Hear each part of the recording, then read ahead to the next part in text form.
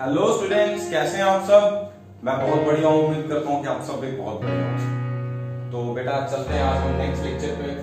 आज के सेशन में करंट इलेक्ट्रिसिटी में हम क्या क्या करने जा रहे हैं। One is deduction of Ohm's law, second relation between resistivity, number density and relaxation time या average relaxation time, third vector form of ohms.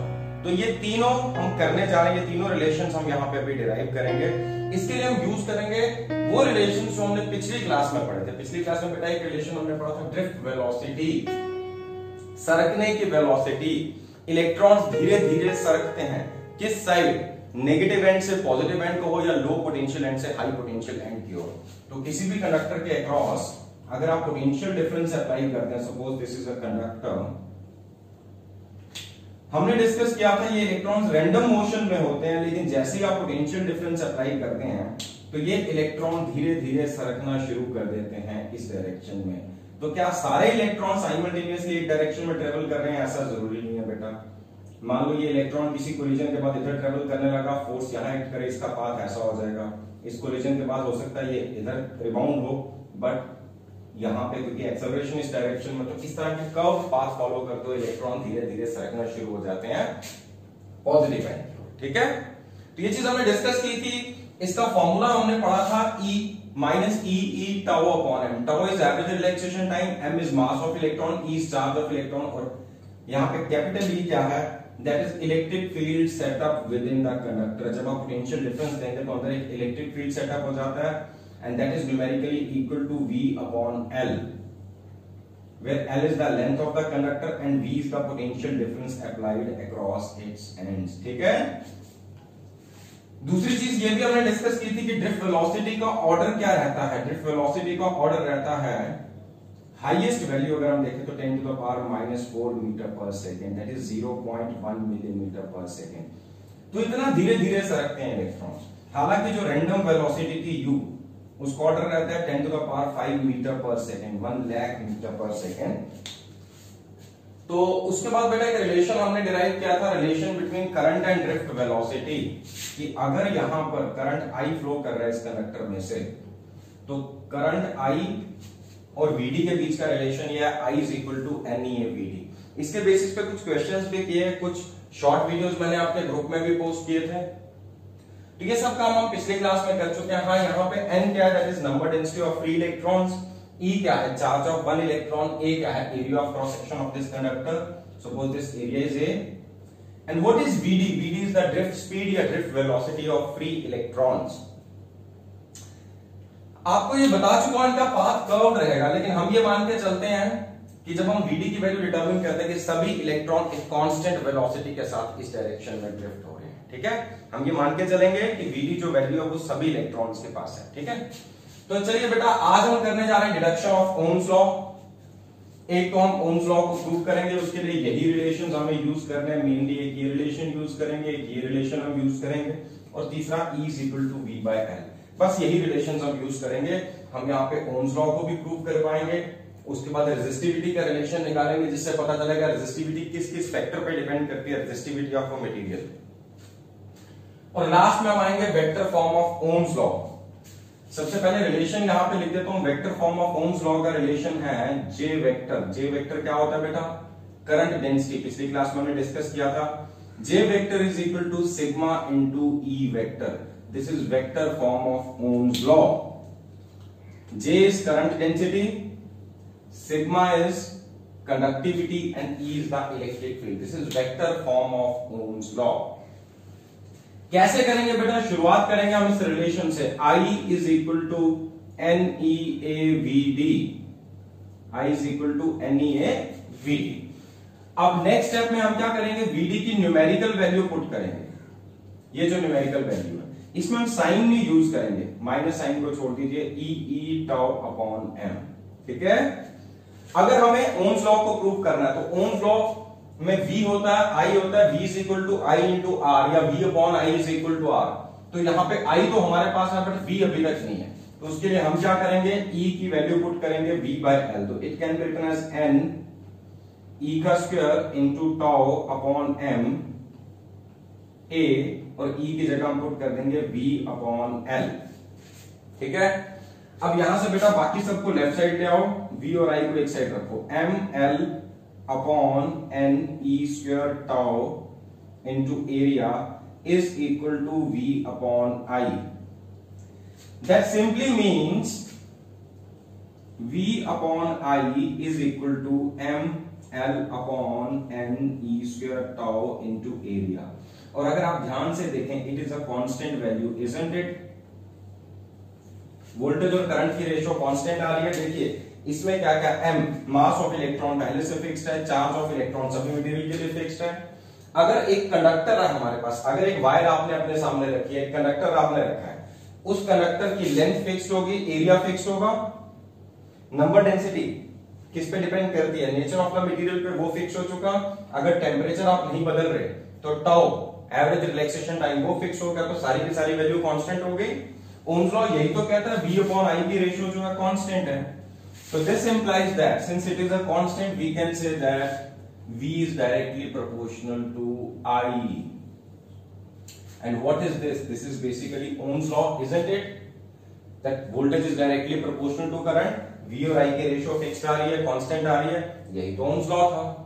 हाँ, यहाँ पे आप रेफरेंसेस दे सकते हैं, ये रिलेशन 1 है, ये रिलेशन 2 है, किसी भी रिलेशन को, सपोज इस रिलेशन को मैं नाम दे देता हूँ relation 1, this one is relation 2।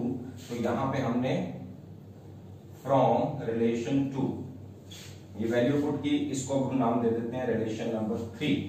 ठीक है, now also we know that V upon I is equal to R, and what is R? R is equal to rho L upon A.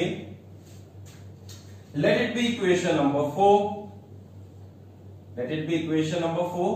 देखो Ohm's law already reduce कर चुके हैं हम कि V upon I की ratio हमने fix कर, हमने प्रूव कर दिया कि ये क्या आ रहा है, कांस्टेंट आ रहा है, that means V is directly proportional to I, and this is basically Ohm's law. ठीक है, now V upon I is equal to R, ये हम जानते हैं ऑलरेडी, और R क्या होता है, रो L अपॉन A। ठीक है, तो let it be equation number 4। Now from 3 and 4, एक बार इक्वेशन नंबर 3 और 4 को कंपेयर करके देखिए बेटा, what do we get?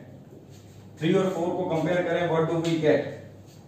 We get, यहां से देखिए बेटा, ML upon NE square tau into area is equal to rho L upon area, isn't it? यही आ रहा है। तो देखो बेटा, L और L कैंसल आउट हो गए, एरिया और एरिया कैंसल आउट हो गए, तो आपके पास रेजिस्टिविटी का रिलेशन निकल के आया कि नहीं? अगला टारगेट हमारा यही था, रेजिस्टिविटी का रिलेशन डिटरमिन करना, rho is equal to M upon NE square tau, right? तो यहां से ये चीज आपको क्लियर हो गई। सो बेटा ये रिलेशन भी हम यहां पे डिराइव करके रख चुके हैं, rho is equal to M upon NE square tau.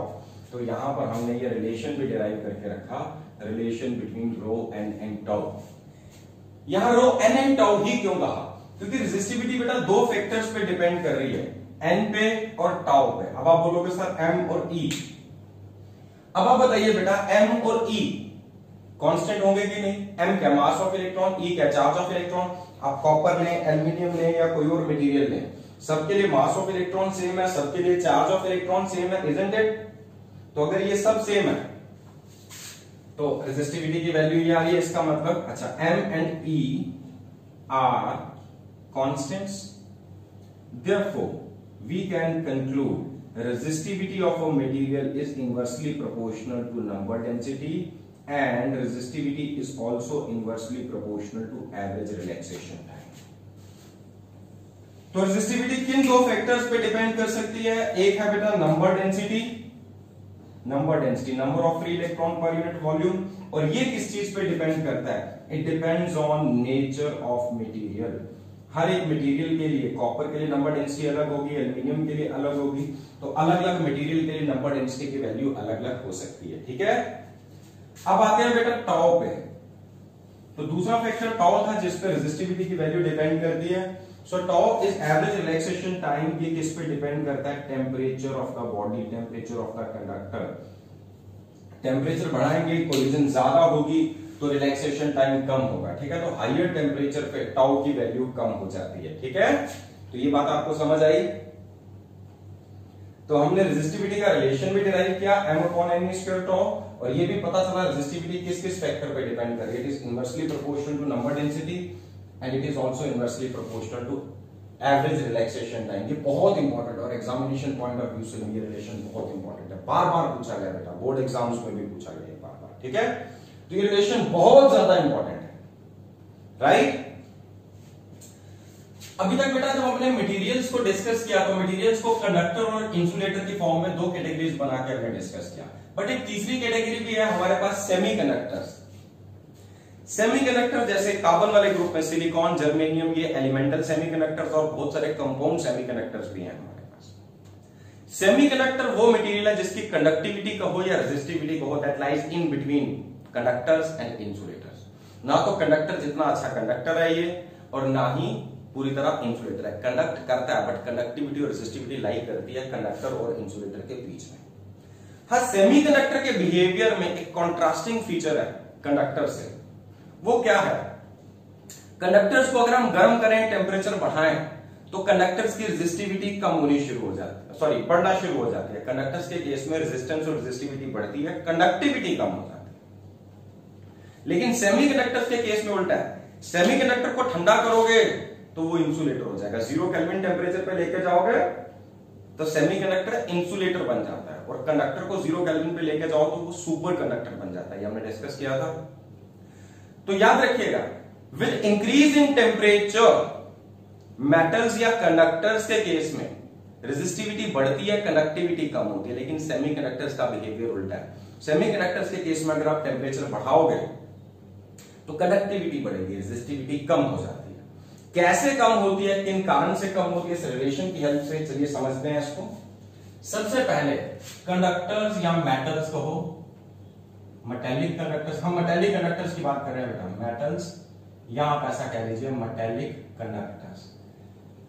Metallic conductors के केस में ये जो ग्राफ है रेजिस्टिविटी वर्सेस टेम्परेचर, अगर मैं रेजिस्टिविटी और टेम्परेचर की वैल्यूएशन यहां एक ग्राफ की फॉर्म में शो करूं तो ये किस तरह का ग्राफ बनता है?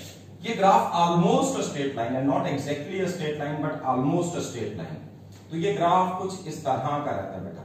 यहां पे कहीं बताया था रेजिस्टिविटी 0 हो जाती है, 0 केल्विन के आसपास आती है, तो यहां रेजिस्टिविटी 0 होगी, यहां से थोड़ा सा ऐसे, और फिर ये ग्राफ ऑलमोस्ट स्ट्रेट लाइन से। तो इसका मतलब जैसे जैसे टेम्परेचर बढ़ाएंगे रेजिस्टिविटी बढ़ेगी।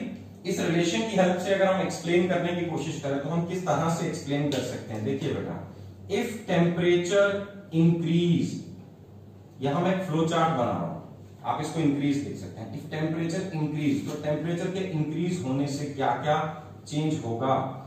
देखिए, टेम्परेचर इंक्रीज होगा तो मेटेलिक कंडक्टर्स में number density does not change, number density of free electrons does not change, क्योंकि नंबर ऑफ वैलेंस इलेक्ट्रॉन थोड़ी बदल जाएगा टेम्परेचर बदलने से, ये तो आप जानते हैं। फ्री इलेक्ट्रॉन्स किसको कहते हैं हम? वैलेंस इलेक्ट्रॉन्स को। In case of metallic conductors all are free, all valence electrons are free. So number density does not change, चाहे हाई टेम्परेचर पे हो या लो टेम्परेचर पे हो। अगर कॉपर के पास 2 वैलेंस इलेक्ट्रॉन है तो 2 ही रहने वाले हैं, ठीक है। दूसरा फैक्टर जो है बेटा वो क्या है? Number density does not change. दूसरा क्या था हमारे पास? Relaxation time. अब आप बताइए, रिलैक्सेशन टाइम टेम्परेचर बढ़ाने पे बढ़ना चाहिए कि कम होना चाहिए? रिलैक्सेशन टाइम मस्ट डिक्रीज, क्योंकि कोलिजन ज्यादा फ्रीक्वेंट होंगी, जल्दी जल्दी कोलिजन होंगी, तो 2 कोलिजन्स के बीच का जो वक्त है वो कम हो जाएगा। So average relaxation time decrease. Since relaxation time decrease, और हमने ऑलरेडी कहा था कि रिलैक्सेशन टाइम डिक्रीज हो गया अगर, rho is inversely proportional to rho, that means rho increase, rho increases.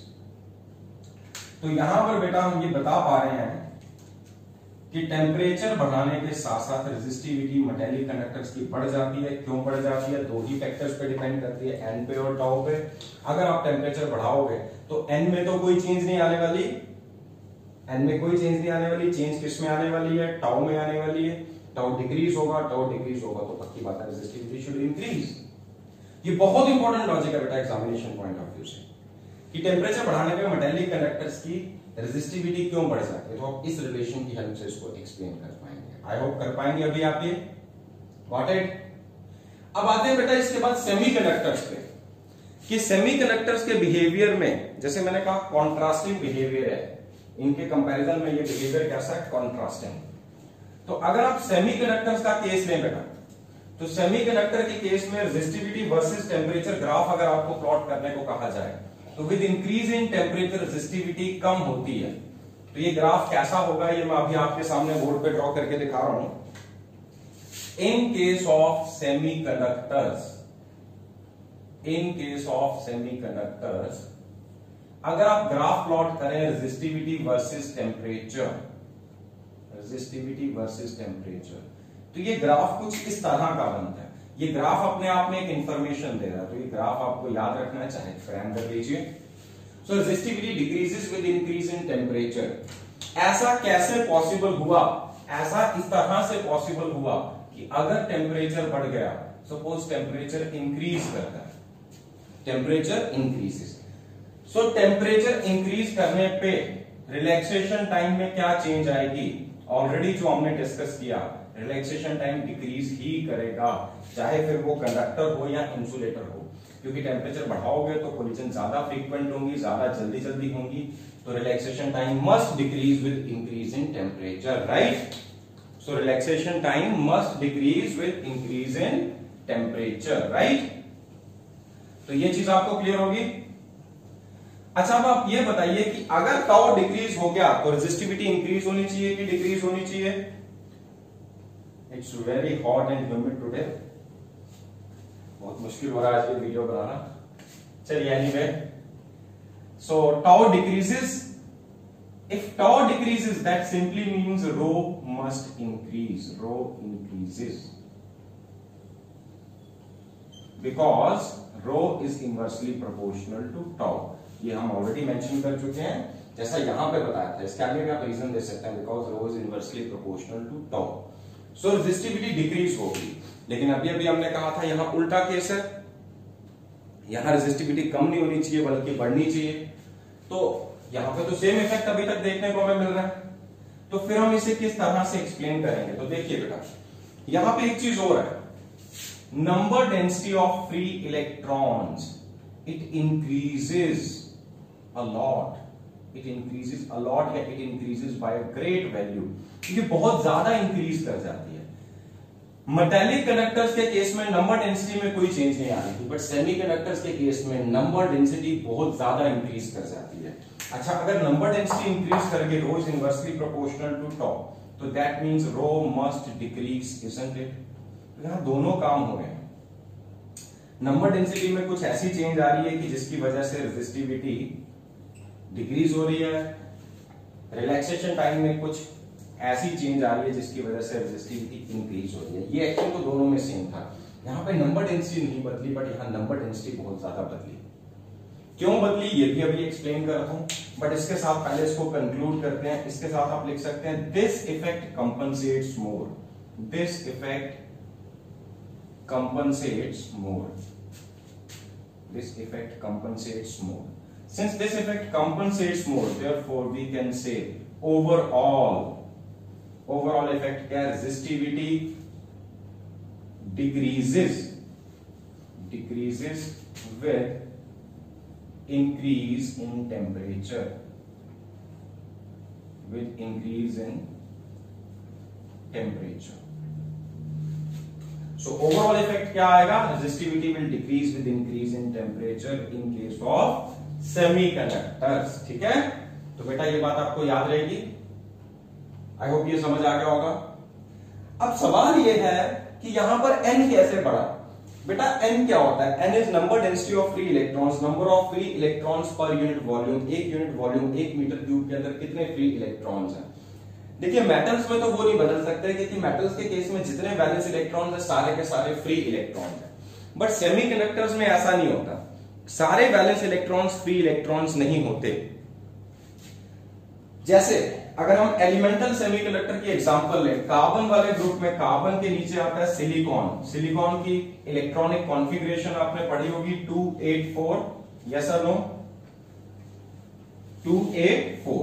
तो इसका मतलब इसके आउटर मोस्ट ऑर्बिट में इसके पास कितने वैलेंस इलेक्ट्रॉन्स हैं, it just has got 4 valence electron. Silicon के पास कितने वैलेंस इलेक्ट्रॉन्स हैं, कार्बन की तरह 4।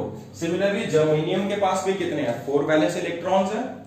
अब क्या होगा, नॉर्मली ये चारों के चारों, जैसे एक सिलिकॉन 4 सिलिकॉन से अटैच्ड होगा by means of covalent bonds crystal के अंदर, जैसे कार्बन में प्रॉपर्टी ऑफ कैटिनेशन है वैसी प्रॉपर्टीज इनके पास भी हैं। ये भी लंबी लंबी चेन्स बना सकते हैं। एक सिलिकॉन 4 सिलिकॉन से अटैच्ड होगा by means of covalent bonds. So ये एक सिलिकॉन है, यहां पे ये सराउंडेड होगा 4 सिलिकॉन एटम से, 4 सिलिकॉन से। केमिस्ट्री में आपने पढ़ा होगा ये। एक इलेक्ट्रॉन ये कंट्रीब्यूट कर रहा है, एक ये कंट्रीब्यूट कर रहा है, तो एक बॉन्ड ये बना, इन दोनों ने एक एक इलेक्ट्रॉन कंट्रीब्यूट किया, एक बॉन्ड, इन दोनों ने एक एक इलेक्ट्रॉन कंट्रीब्यूट किया, इन दोनों ने एक एक इलेक्ट्रॉन कंट्रीब्यूट किया, तो ओवरऑल 4 कोवेलेंट बॉन्ड्स बन गए। अब covalent bond is a weaker bond, ये तो आपने पढ़ा होगा, it's not a strong bond, इसको तोड़ने के लिए कम एनर्जी चाहिए। तो अगर आप थोड़ा भी टेम्परेचर बढ़ाते हैं, टेम्परेचर का measure of internal kinetic energy, तो इसको सफिशिएंट एनर्जी मिल जाती है कि बहुत सारे इलेक्ट्रॉन्स यहां से बॉन्ड तोड़ के बाहर निकल जाते हैं। तो जो इलेक्ट्रॉन बॉन्ड तोड़ के बाहर निकल गया, उसकी जगह पे एक वैकेंसी क्रिएट होगी, होल क्रिएट हो गया। तो ये जो इलेक्ट्रॉन बाहर आया, ये इलेक्ट्रॉन फ्री इलेक्ट्रॉन, ठीक है। तो अगर आप एब्सोल्यूट 0 टेम्परेचर पे आ जाएंगे, बहुत लो टेम्परेचर पे, तो सारे के सारे बॉन्ड्स इंटैक्ट रहेंगे, कोई भी इलेक्ट्रॉन फ्री नहीं होगा। जब इलेक्ट्रॉन फ्री नहीं होगा तो ये कंडक्ट नहीं करेगा, it will behave like a insulator at 0 kelvin. Semiconductors behave like insulators at 0 kelvin, ये याद रहेगा, ठीक है। तो अच्छे से याद रखना बेटा, ये कंडक्टर सुपर कंडक्टर बन जाता है, उसकी रेजिस्टेंस रेजिस्टिविटी 0 हो जाती है, लेकिन इसकी इनफाइनाइट हो जाती है, it becomes a insulator at 0 kelvin. क्यों? क्योंकि इसके पास फ्री इलेक्ट्रॉन ही नहीं बचा कोई। लेकिन जैसे जैसे आप टेम्परेचर बढ़ाते हैं और एनर्जी मिलती है, और ज्यादा इलेक्ट्रॉन बॉन्ड तोड़ के फ्री हो जाते हैं। तो वैलेंस इलेक्ट्रॉन तो इसके पास सभी मेटल से ज्यादा है, 4 वैलेंस इलेक्ट्रॉन है पर एटम। अच्छे से अच्छे मेटल के पास, कॉपर के पास 2 है, एल्यूमिनियम के पास 3 है, लेकिन इसके पास 4 है। बट प्रॉब्लम ये थी वो बॉन्ड फॉर्मेशन में इन्वॉल्व थे। तो जैसे जैसे आप टेम्परेचर बढ़ाते हैं, एनर्जी मिलती है, बॉन्ड टूटते हैं, तो ये इलेक्ट्रॉन फ्री हो जाता है। दैट्स व्हाई हम कहते हैं n इंक्रीजेस अ लॉट। सो अगर n इंक्रीज करेगा तो overall resistivity should decrease, right. तो आई होप ये क्लियर हो गया होगा बेटा। स्टिल कोई डाउट शायद तो आप पूछ सकते हैं मुझे। जी बेटा क्विकली बढ़ते हैं। Vector form of Ohm's law, J is equal to sigma E, इसे हम कैसे प्रूव करेंगे बेटा? इसको प्रूव करने के लिए भी आप वैसे ही शुरुआत करेंगे जैसे आपने पिछले केस में की थी, ओम्स लॉ को प्रूव किया था, फिर ये रिलेशन प्रूव किया। हम शुरुआत करेंगे I is equal to NEAVD से।